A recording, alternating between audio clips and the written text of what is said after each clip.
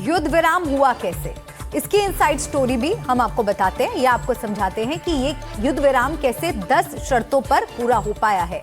अब ये 10 शर्तें कौन सी हैं, या यूं कहें कि ये पॉइंट्स कौन से हैं जो ईरान की ओर से भेजे गए। ट्रंप इस पर बातचीत करने को राजी हैं, लेकिन ये सवाल है कि आखिर क्या सारी शर्तें मानी जाएंगी, क्योंकि इसमें वो सारे बिंदु हैं जिन्हें लेकर अमेरिका और इजरायल ने ईरान पर हमले को जायज बताया था। इन 10 शर्तों के साथ 10 बड़े सवाल भी सामने आ गए।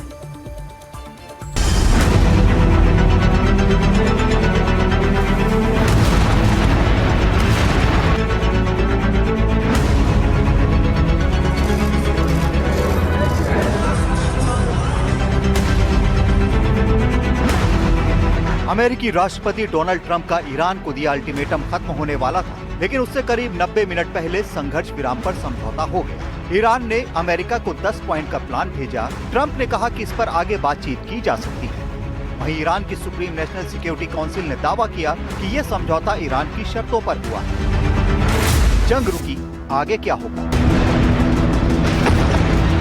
सीज फायर होना और फिलहाल जंग रुकना अच्छी खबर है, लेकिन 14 दिन बाद क्या होगा, ये बड़ा सवाल है। सवाल ये भी है कि क्या ईरान की जो 10 शर्तें हैं उन्हें माना जाएगा। हर एक शर्त पर एक सवाल खड़ा होता है, क्या ईरान पर हमले पूरी तरह बंद होंगे? ये सवाल बड़ा है, क्योंकि जब 28 फरवरी को अमेरिका और इजराइल ने ईरान पर ताबड़तोड़ हमले कर जंग की शुरुआत की थी, उसे सिर्फ 2 दिन पहले जिनेवा में अमेरिका और ईरान के बीच तीसरे दौर की वार्ता खत्म हुई थी। जिनेवा वार्ता के बाद तकनीकी स्तर की चर्चा ऑस्ट्रिया के वियना में 2 मार्च को होनी तय थी, लेकिन उससे पहले ही युद्ध शुरू हो गया। सवाल नंबर 2, क्या ईरान से सभी आर्थिक प्रतिबंध हटेंगे? सवाल नंबर 3, क्या होर्मुज पर ईरान का नियंत्रण बना रहेगा?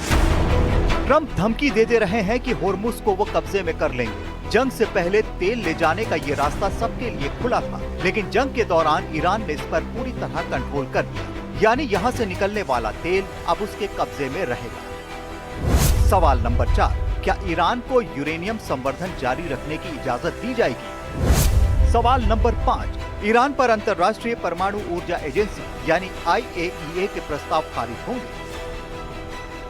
ईरान कहता रहा है कि उसके पास कोई परमाणु हथियार नहीं है। उसका परमाणु कार्यक्रम बिजली उत्पादन, कृषि और मेडिकल रिसर्च जैसी चीजों के लिए है।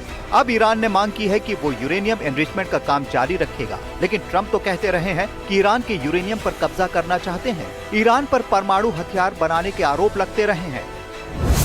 सवाल नंबर 6, क्या पश्चिम एशिया से अमेरिकी सेना बाहर जाएगी?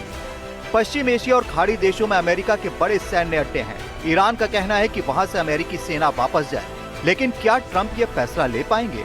क्या वो अमेरिकी हितों से समझौता कर पाएंगे? सवाल नंबर 7, क्या ईरान में हुए नुकसान का मुआवजा मिलेगा?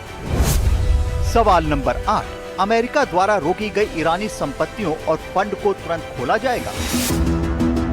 ईरान ने कहा है कि उसके नुकसान की पूरी भरपाई की जाए, लेकिन क्या अमेरिका ऐसा कर पाएगा? ये एक तरह से उसकी हार नहीं होगी। अमेरिका पहले ही इस जंग में भारी नुकसान झेल चुका है। सवाल नंबर 9, ईरान के खिलाफ संयुक्त राष्ट्र सुरक्षा परिषद के सभी प्रस्तावों को रद्द किया जाएगा।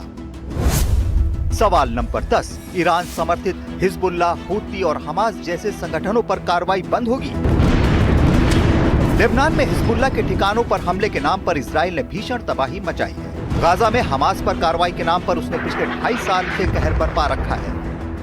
यमन के हूती विद्रोहियों से भी उसकी तकरार है। नेतन्याहू ने कहा है कि वो ईरान के साथ राष्ट्रपति ट्रंप के संघर्ष विराम का समर्थन तो करते हैं, लेकिन लेबनान में ये लागू नहीं होगा।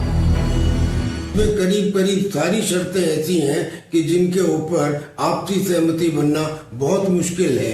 पहली तो यही कि उसने कहा मुझे कंपनसेशन मिले। उसको कैसे कंपनसेशन दिया जा सकता है? क्या उन मिडिल ईस्ट कंट्रीज की कंपनीज को भी कंपनसेशन दिया जाए जिनके सिविल इंफ्रास्ट्रक्चर को ईरान ने तबाह किया है?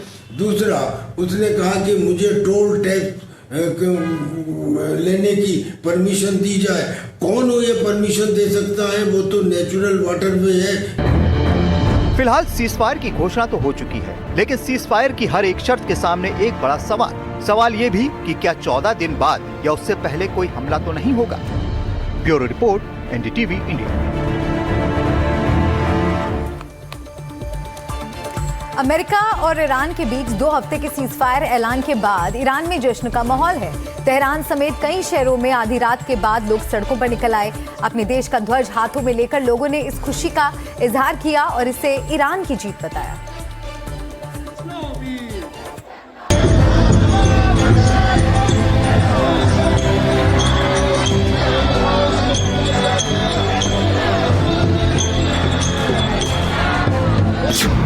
सीज फायर के बाद ईरान में जश्न।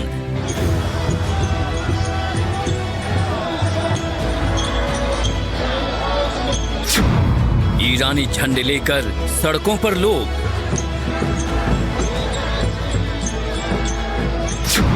लोगों ने किया खुशी का इजहार। ईरान की सड़कों पर उमड़ा ये हुजूम जश्न मना रहा है।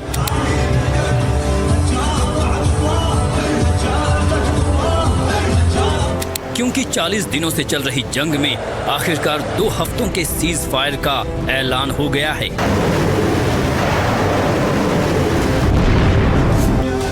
इसके बाद से ईरान में कुछ इस तरह लोग सड़कों पर उतरे।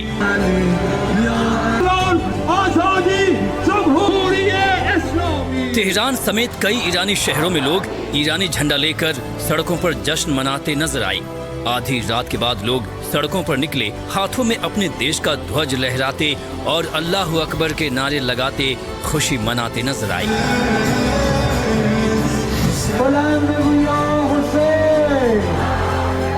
सीज फायर के ऐलान के बाद ईरान में लोग अपने अपने तरीकों से खुशी का इजहार कर रहे हैं।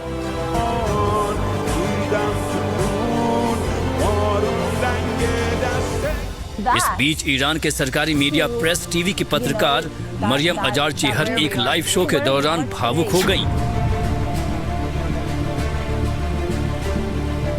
भावुक होते हुए उन्होंने कहा कि ईरान को अब एक सुपर पावर यानी महाशक्ति के तौर पर देखा जा रहा है।